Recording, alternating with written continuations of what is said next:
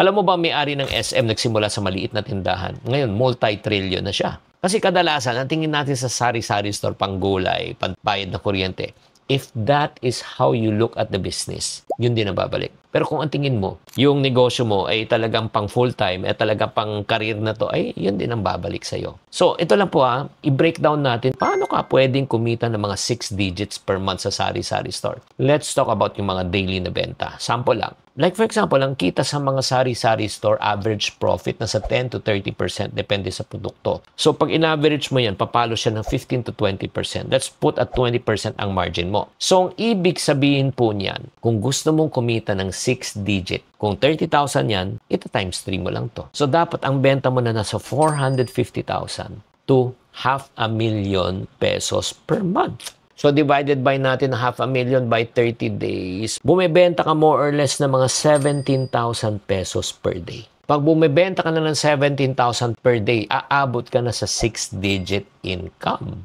Watch the full video at Chinky Tan's YouTube channel. Subscribe now.